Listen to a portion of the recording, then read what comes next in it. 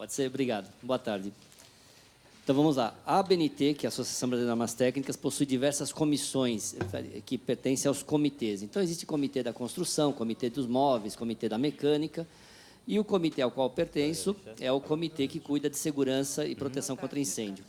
Dentro desse comitê, que é o CB24, existem várias comissões. Comissão de alarme, de saída de incêndio, comissão de extintores, e a minha comissão, a qual eu estou coordenador, é a comissão de planos e equipes de emergências. Então, acima de mim tem o superintendente Tomina, que foi coordenador do IPT por muitos anos, eu como coordenador, e temos João Carlos, que é o nosso secretário da comissão. Sim?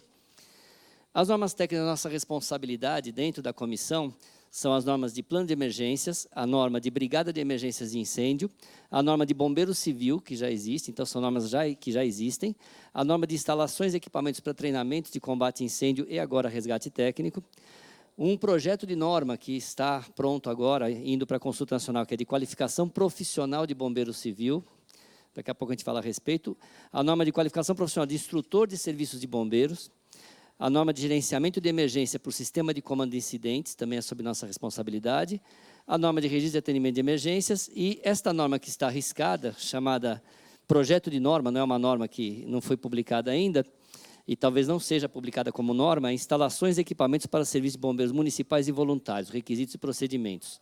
Então, ela está pronta, entretanto, vai ficar na gaveta até nós termos um momento oportuno para ela ser fornecida para autoridades, para governo, para utilizar como a cartilha dos prefeitos para montar os seus serviços de bombeiros em suas cidades. Bom, por que é necessário o bombeiro civil?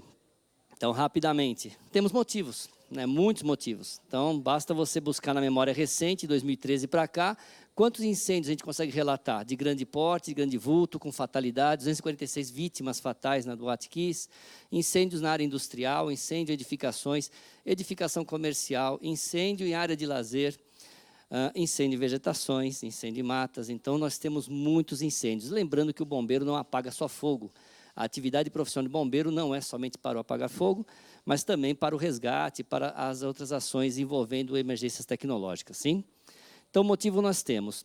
Mas como estão os recursos públicos para atendimento à emergência? Bom, eu enveredo dentro da BNT no Brasil desde 96, e a partir daí, em 2013, após o incêndio da Kiss, eu acabei participando do projeto Brasil Sem Chamas, do Ministério da Ciência e Tecnologia, onde naquele ano, de 2007 a 2009, nós fizemos todo o levantamento da cadeia do processo produtivo de proteção contra incêndio e mostrou uma situação muito crítica. Nós realmente estávamos a pé em relação a serviços de emergências, tanto para incêndio quanto para emergências médicas e que seja.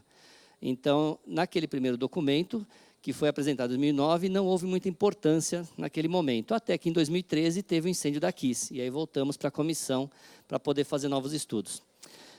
Em 2013, foi publicado, pelo próprio documento oficial da Senasp, Secretaria Nacional de Segurança Pública, o perfil das instituições de segurança pública. Então, somente recortando o que se refere a bombeiros estaduais, bombeiros militares estaduais. Foi feita a primeira publicação em 2013, a segunda publicação neste ano agora, 2019. Então, nós temos essas publicações disponíveis, e ela mostra, então, como que é o perfil da situação atual dos serviços de segurança pública, e, no nosso caso específico, bombeiros, né? Então, ano base dessa segunda publicação, 2014, 15 e 16. Bom, neste ano, a revista Emergência, da editora Proteção, fez, baseado no estudo, né, nesse estudo da Senasp, uma matéria muito ilustrada e que mostra bastante a nossa situação. Então, a situação atual do Brasil, que poucas pessoas conhecem, em relação a serviços de bombeiros, somente 19,28% das cidades possuem corpos de bombeiros. Então, nós estamos falando aqui, no menos de, aproximadamente mais de 80% das cidades do Brasil não possuem corpos de bombeiros.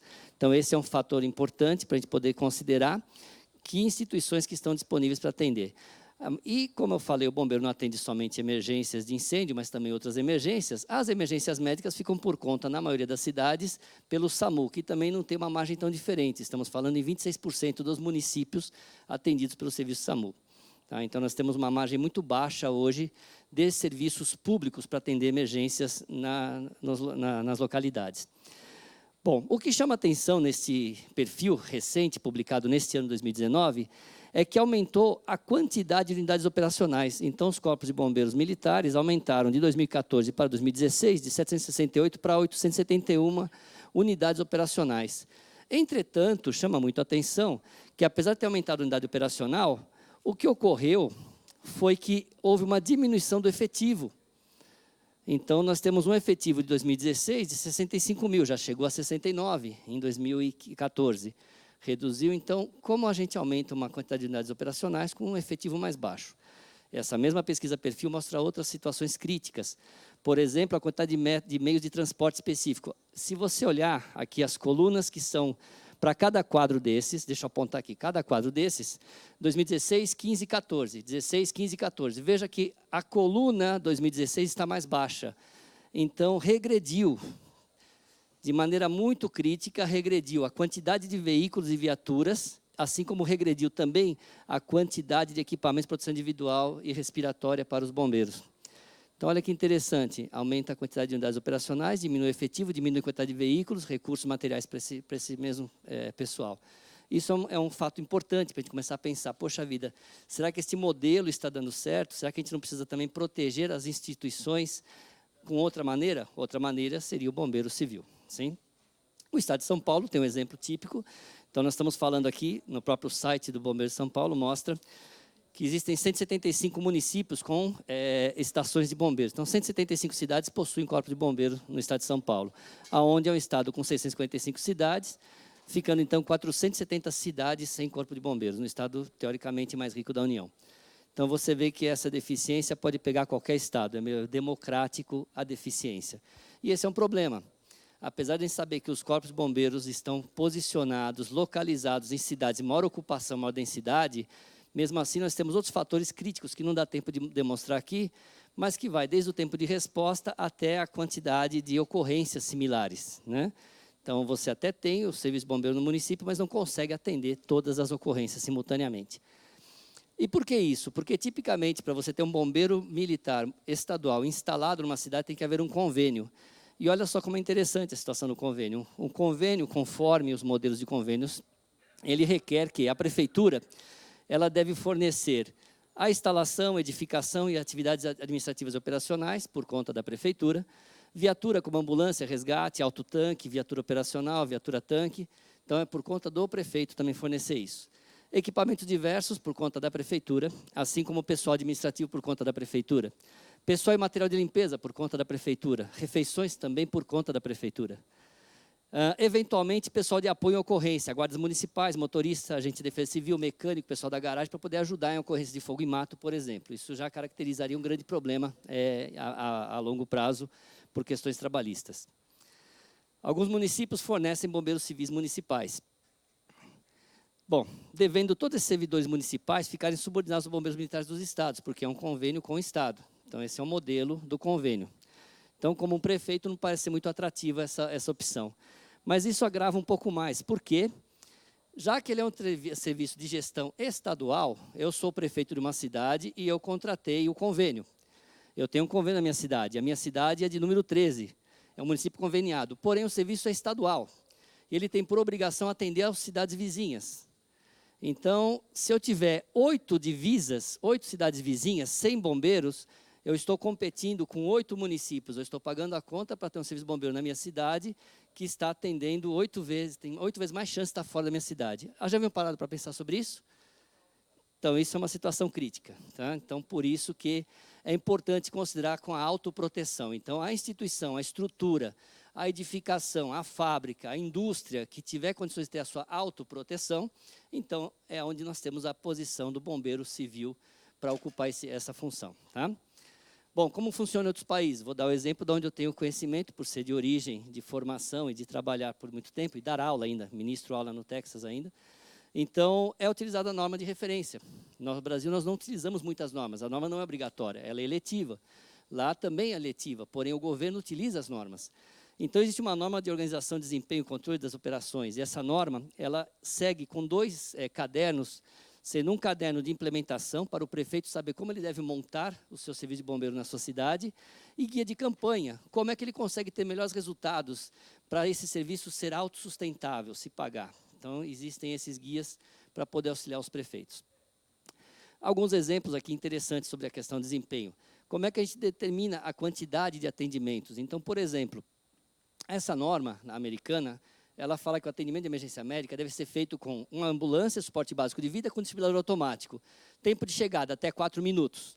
Poxa, mas por que até 4 minutos? Simples, porque os estudos já mostraram, né, que a chance de sobrevivência de uma pessoa após os 5 minutos decai 25% por minuto até os primeiros 5 minutos.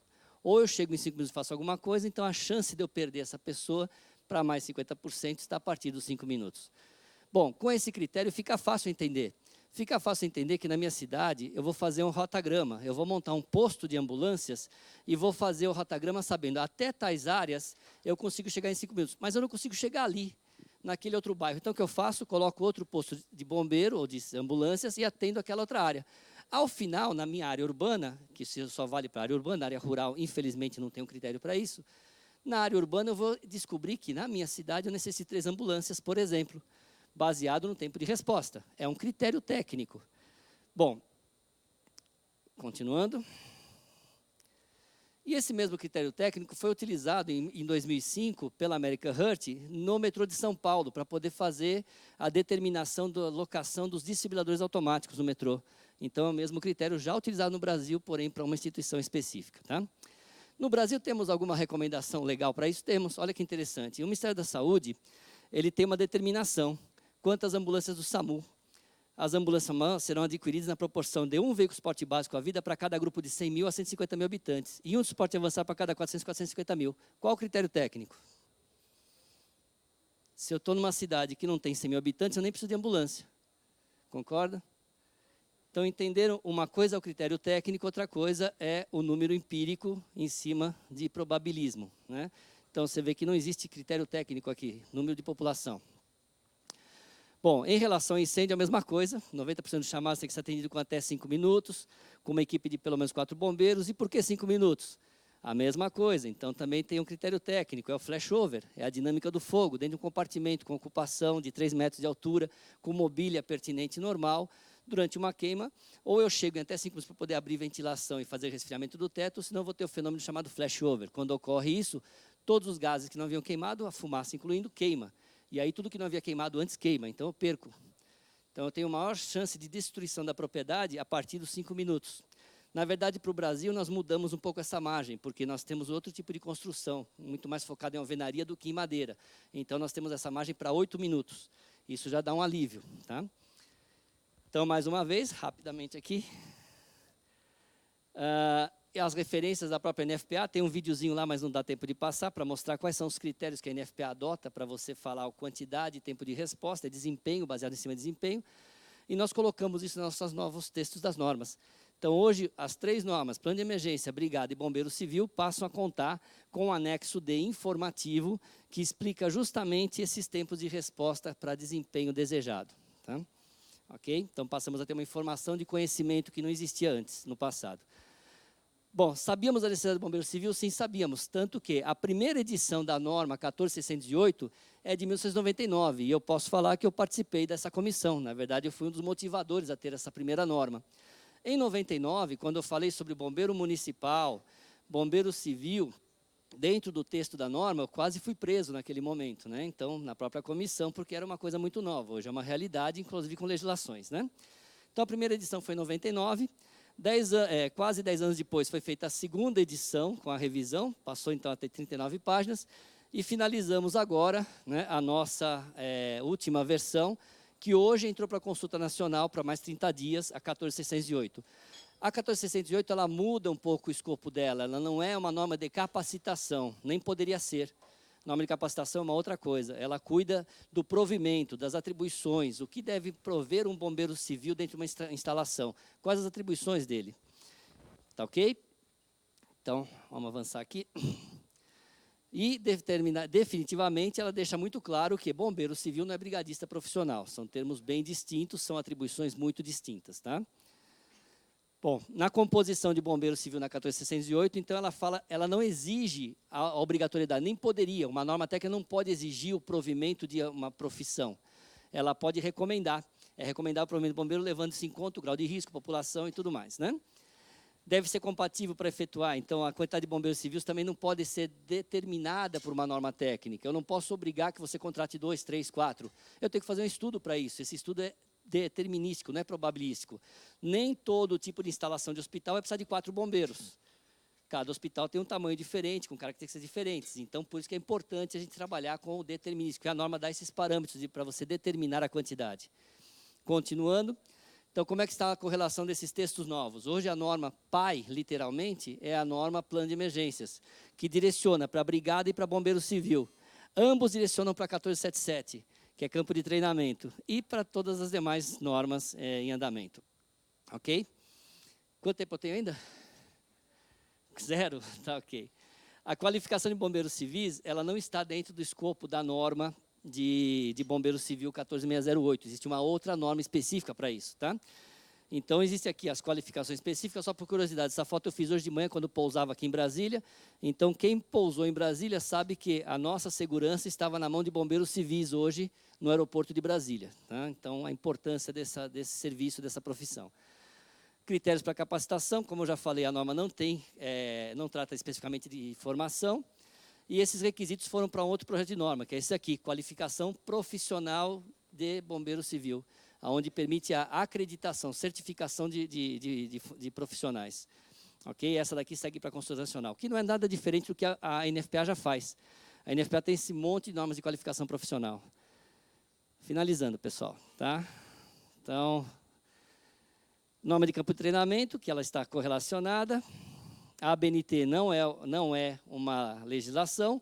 As legislações que existem hoje, a 11.901, ela traz uma série de equívocos conceituais e técnicos, por exemplo, desde a formação, que não existe esses módulos de formação, não existe no ensino, dentro da grade nacional de ensino, o técnico em proteção contra incêndio, né, o especialista em proteção contra incêndio como engenheiro, então não existe, tá? E aqui, em relação aos serviços públicos de emergências, a própria lei recente, né, de 2017, a Lei KISS, a 13425, então ela trata sobre a necessidade dos municípios montarem seus serviços de bombeiros. Tá? E como isso pode ser utilizado? Olha só a referência das instalações, como eu já falei. Então, nós temos uma norma de referência que ensina sobre isso. Curiosamente, aqui tem o bombeiro de Itatiba, a cidade que eu moro, fui eu que montei um bombeiro municipal dentro da estrutura administrativa, então um bombeiro do município, com servidores municipais, né, que funciona há 22 anos, está instalado lá desde 97, e ali o bombeiro é voluntário de Joinville. Então nós temos 2 exemplos em 2 cidades de modelos de serviço de bombeiro que não são necessariamente do Estado e militares. Ok? O que está faltando para a evolução do serviço de bombeiro no Brasil, então? Código Nacional de Segurança contra Incêndio. Temos 46 anos de atraso em relação aos Estados Unidos por causa desse código. Conselho Nacional de Segurança contra Incêndio. Agência Nacional de Administração de Incêndio e Emergência, nós também não temos. Emenda Constitucional sobre os Serviços de Bombeiros Públicos Municipais e Voluntários, para não ficar preso no artigo 141 da Constituição. Legislação específica sobre profissionais de bombeiros junto à Secretaria do Trabalho e Ministério da Educação. Conselho de Classe e Registro Profissional para Bombeiros Civis. Fundamental isso. Cumprimento minimamente das normas pelos serviços atuais de bombeiros civis, públicos e privados. E o que vem surgindo? Corpos de bombeiros privados para indústria, aeroportos, portos e condomínios, isso já existe. Corpos de bombeiros privados para concessionários de rodovias, também já existe. Corpos de bombeiros municipais e metropolitanos, independente do Estado. Corpos de bombeiros voluntários em maior quantidade de cidades do que os municipais e militares. Curso de baixa qualidade, é onde você tem muito mais gente procurando o emprego de oportunidade, ao invés de considerar a profissão de vocação, e esse é um problema. O aumento de acidentes e mortes entre bombeiros públicos e privados, juntamente com bombeiros públicos e privados, nós vimos isso acontecer recentemente. E demais conflitos entre bombeiros municipais, bombeiros militares, bombeiros civis, bombeiros voluntários e gangues de voluntários, sem organização, sem legislação, sem autonomia para poder trabalhar mediante legislação específica. Instituições que podem ajudar, então a ABNT, Ministério da Educação, Ministério da Economia, Secretaria Especial da Previdência e Trabalho, Ministério da Justiça e Segurança Pública, Ministério do Desenvolvimento Regional, Ministério da Cidadania e Ministério da Cidadania. Esses são as agências, os órgãos, as instituições que podem ajudar fortemente na causa da regulamentação e adequação da profissão de bombeiro. Obrigado, pessoal. Desculpa ao avançar. Agradecer aí o nosso Doutor Jorge Alexandre, coordenador da Comissão de Estudo de Planos e Equipe de Emergência do Comitê Brasileiro de Segurança contra Incêndios, da ABNT. E agora vamos passar a palavra ao Bolívar Fundão.